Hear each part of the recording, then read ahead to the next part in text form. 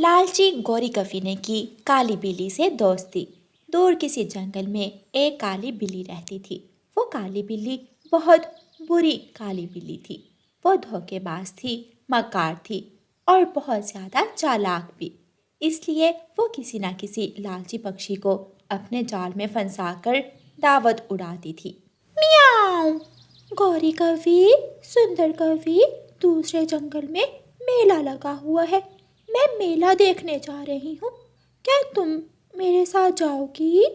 नाना काली बिल्ली, मुझे तो तुमसे बहुत डर लगता है। मियाऊं! क्यों? मैं इतनी भी काली नहीं हूँ। तुम भी तो मेरी तरह काली ही हो।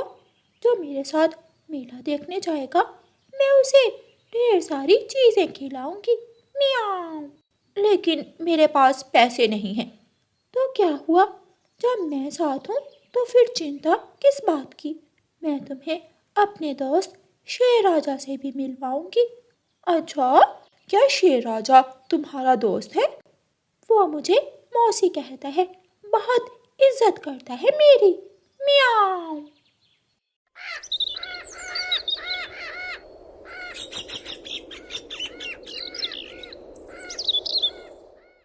गौरी कवि काली बिल्ली की बातों में आ जाती है और काली बिल्ली के साथ चलती है। रास्ते में रानो चिड़िया बैठी हुई थी। गौरी गौरी, तुम काली बिल्ली के साथ कहाँ जा रही हो? इससे पहले गौरी कुछ बोलती, काली बिल्ली झट से बोलती है, मियाऊं! तेरे पेट में क्यों दर्द हो रहा है? ये मेरी सहेली है। हम दोनों सहेलियां दूसरे जंगल मेला देखने जा रही हैं। हम वहाँ मिठाइयाँ खाएंगे, मिठाइयाँ। मियाऊं मियाऊं। गौरी इस धोखेबाज की बातों में बुलबुल भी आई थी। वो इसके साथ झरने की सैर करने गई थी, लेकिन बेचारी अपनी जान से गई। चिड़िया, तुम मेरी सहेली पर ऐसे इल्जाम मत लगाओ। काली बिल्ली मुझे मेले की सैर करवाएगी, मुझे खाने को चीजें लेकर देगी। चल काली बिल्ली, चले। जो जलता है उसे जलने दो। गौरी कवि काली बिल्ली के साथ चली जाती है। ये काली कवि अपनी जान से जाएगी। रास्ते में पानी पूरी का ठेला था। काली बिल्ली वहाँ रुकती है। मियाऊं मियाऊं, भाई साहिब, मेरी सहेली को एक प्लेट पानी पूरी तो खिलाओ।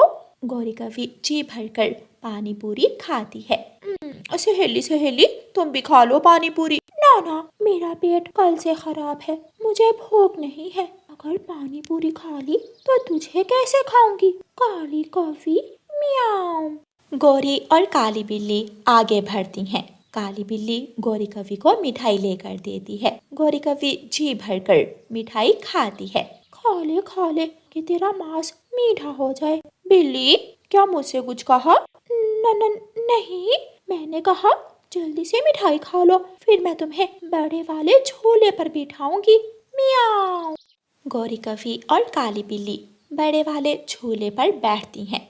सारा दिन गौरी कवि खूब एंजॉय करती है और फिर शाम हो जाती है। गौरी, चल मेरे घर चलें। अब वहाँ जाकर मैं तुझे अपने पंजों से चाय बनाकर पिलाती हूँ। मियाऊं। ना ना, मैं तुम्हारे घर नहीं जाऊंगी। माँ ने कहा था कि काली बिल्ली के साथ कभी भी उसके घर मत जाना। माँ ने ये नहीं कहा था कि काली बिल्ली से मिठाई लेकर मत खाना। माँ ने ये नहीं कहा था कि काली बिल्ली से पानी पूरी लड्डू लेकर मत खाना। मैं जा रही हूँ। तेरी और मेरी दोस्ती खत्म हुई। मैं भी कल लोमड़ी से दोस्ती कर लूँगी और लोमड़ी को मेले की सैर करवाऊँगी। मियाऊं। देखा देखा, गुस्सा हो गई ना? मैं तो मजाक कर रही थी। चल मेरी सहेली, चलें तेरे घर। पता है ना, मैं चाय शक्कर वाली पीती हूँ। पता है, मेरी सहेली को मीठा बहुत ज़्यादा पसंद है। मियाऊं। काली बिल्ली गौरी कवि को साथ लेकर अपने घर की तरफ चलती है। रास्ते में लोमड़ी बैठी हुई थी। वाह वाह, बिल्ली बिल्ली, आज कवि बिरयानी बनाने का इरादा है क्या? श्श, चुप कर जा, वो सुन लेगी। 8 बजे के बाद आ जाना, और हाँ, मीठी चटनी भी साथ लेकर आना। बिल्ली बिल्ली, आ भी जाओ। अब लोमड़ी से क्या बातें करने लगी हो? काली बिल्ली आगे जाती है। वो लोमड़ी कह रही थी कि मैं उससे दोस्ती कर लूं। मैंने भी साफ मना कर दिया और कहा कि मुझे तुम जैसी सुंदर, जवान, काली काली कौवी मिल गई है। अब मैं जीवन भर किसी और से दोस्ती नहीं करूँगी। म्याऊं। काली बिल्ली, ना जाने तुम मेरी तारीफें झूठी कर रही हो या सच्ची, लेकिन सुनने में बहुत अच्छा लग रहा है। वो फिर से चलती हैं। काली बिल्ली गौरी कवि को अपने घर ले जाती है। तुम यहाँ बैठो, मैं चाय बना कर लाती हूँ। काली बिल्ली रसोई में जाती है, चूल्हे में आग जलाकर हंडिया चढ़ाती है, पानी उबलने के लिए रखती है। सहेली सहेली, वहाँ रिमोट पड़ा है, टीवी लगाकर चिड़िया की कहानी देख लो।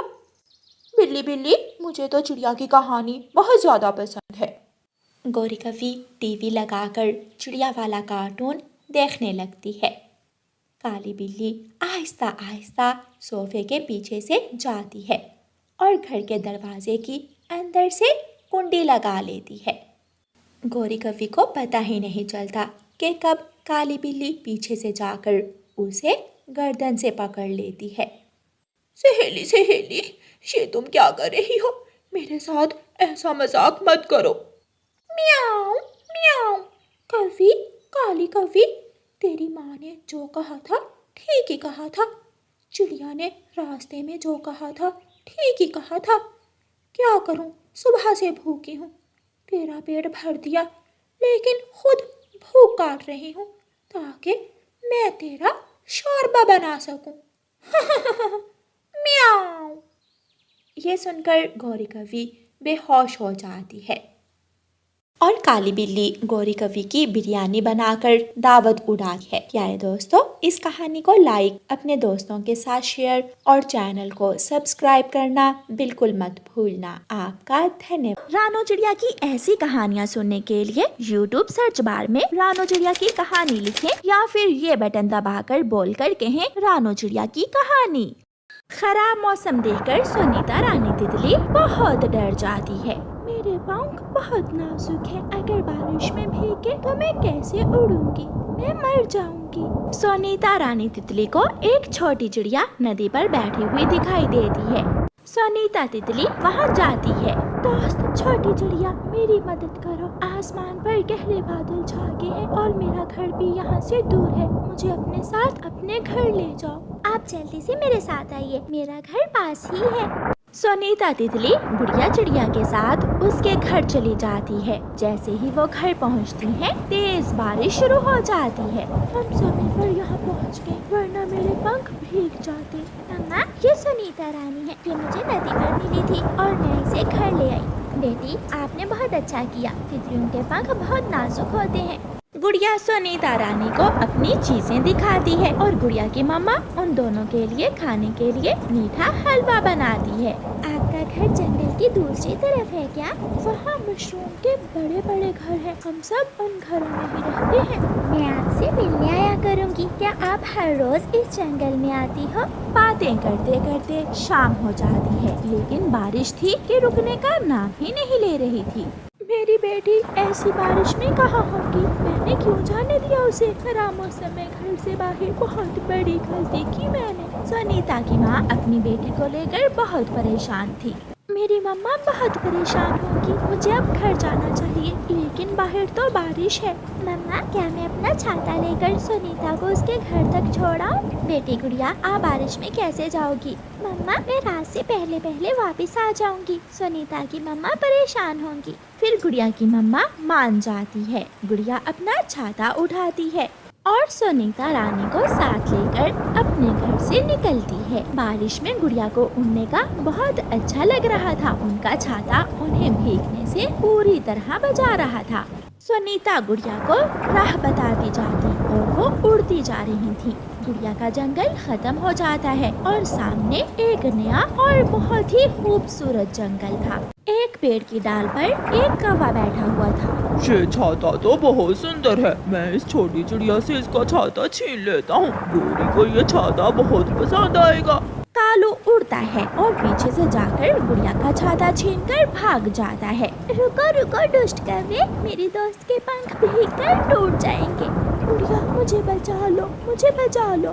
गुड़िया सुनीता को लेकर एक पेड़ की डाल पर बैठ जाती है। गुड़िया अपने पंख फैलाकर सुनीता तितली को भीगने से बचाती है। अब क्या होगा, मैं कब तक तुम्हें बचा सकूंगी, मैं थक गई हूँ। सुनीता रानी तितली रोने लग जाती है। शायद अब मैं मर जाऊंगी, मेरे पंख टूट जाएंगे और मैं कभी उड़ नहीं सकूंगी। गुड़िया मैं आपकी एहसानमंद हूँ, आपने मुझे बचाने के लिए बहुत कोशिश की। गुड़िया और सुनीता रानी बहुत परेशान थी कि वहाँ एक तोता आ जाता है। तोते के पास एक बड़ा छाता था। तुम दोनों मेरे छाते के नीचे आ सकती हो। गुड़िया और सुनीता जल्दी से तोते के छाते के नीचे चली जाती हैं। अंकल, आप सुनीता तितली को इसके घर तक छोड़ने में हमारी मदद करेंगे क्या? हाँ बेटी, चलो मैं आपके साथ जाता हूँ। मिठू तोता सुनीता और गुड़िया को साथ लेकर चलता है। जल्द ही सुनीता का घर आ जाता है। सुनीता रानी तोते अंकल और गुड़िया को अपने घर में ले जाती है। मेरी बेटी सुनीता, मैं तो बहुत डरी हुई थी। मम्मा, गुड़िया ने मेरी जान बचाई। अगर गुड़िया मेरी मदद ना करती तो मैं कब की मर गई होती। सुनीता, मम्मा कहती है जहाँ उस कौवे जैसे बुरे पक्षी हैं, वहाँ तोते अंकल जैसे मदद करने वाले पक्षी भी हैं। गुड़िया बेटी, अब चले, रात होने वाली है। फिर गुड़िया सुनीता से मिलती है और वापस हो लेती है। सुनीता रानी शायद कभी भी गुड़िया को भूल नहीं सकेगी, क्योंकि गुड़िया ने अपनी जान खतरे में डालकर उसकी जान बचाई थी। कई साल पहले एक दुर्घटना में मिठू तोते की एक आंख फूट गई थी। अब वो एक ही आंख से देख सकता था, इसलिए मिठू तोते को भोजन लाने में बहुत दिक्कत होती थी। कभी वो किसी पेड़ से टकरा जाता तो कभी उसे दुश्मन का खतरा होता। एक दिन एक चिड़िया मिठू के पास आती है। तोते तोते, मैंने एक अंडा दिया है, आप मेरे साथ मेरे घोंसले में आकर मेरे अंडे का ध्यान रखें और मैं अपने लिए और आपके लिए दाना ले आती हूँ। चिड़िया चिड़िया, मैं तुम्हारे अंडे का ध्यान बहुत अच्छे से रखूंगा, मगर तुम मेरे लिए मीठा फल लेकर आना। ठीक है, आप मेरे साथ आ जाइए। फिर तोता चिड़िया के साथ चला जाता है। आप यहाँ बैठ जाइए और मैं भोजन ले आती हूँ। चिड़िया दाना लेने चली जाती है और मिठू तोता चिड़िया के घोंसले में बैठ जाता है। मिठू के लिए मीठा फल तो मिल गया, अब मैं अपने लिए दाना भी ढूंढ लेती हूँ। शाम के बाद चिड़िया मिठू के लिए फल ले आती है और अपना दाना भी। चिड़िया, तुम्हारा बहुत बहुत धन्यवाद, मैं कल से भूखा था, आज मैं पेट भर भोजन खाऊंगा। इसमें धन्यवाद की कोई बात नहीं तोते, आपने मेरी मदद की और मैं आपके लिए भोजन ले आई। आप हर रोज यहाँ आ जाया करना और मेरे घोंसले में बैठकर मेरे अंडे का ध्यान रख लिया करना। मैं अपना और आपका भोजन निश्चिंत होकर ले आया करूँगी। चिड़िया दाना लेने चली जाती। ऐसे दोनों का काम बहुत आसान हो गया था। एक दिन एक कौवा उड़ता हुआ चिड़िया के घोंसले की तरफ आता है। तोते को चिड़िया के घोंसले में बैठा हुआ देखकर कालू कौवा वहाँ आ जाता है। तोते, तुम यहाँ क्या कर रहे हो? मेरी एक आँख नहीं है, इसलिए मुझे भोजन लाने में बहुत दिक्कत होती है। मैं यहाँ चिड़िया के अंडे का ध्यान रख रहा हूँ और चिड़िया मेरे लिए भोजन ले आएगी। इसका मतलब तुम चिड़िया के नौकर हुए? नहीं नहीं, ऐसा नहीं है। चिड़िया मेरी दोस्त है, वो मेरा काम करती है और मैं उसका।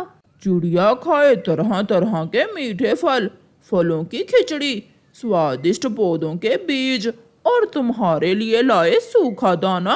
तुम मेरे साथ चलो मेरे घर में, मैं तुम्हें अपने घर में मालिक बनाकर रखूंगा, नौकर नहीं। ये सुनकर तोते के दिल में भी लालच आ जाता है। कौवे, तुम आज जाओ और मुझे सोचने का मौका दो। कौवा चला जाता है। कौवे की बात तो ठीक है, आखिर कब तक मैं यहाँ चिड़िया का नौकर बनकर भोजन खाऊंगा। आज मैं चिड़िया से बात करता हूँ।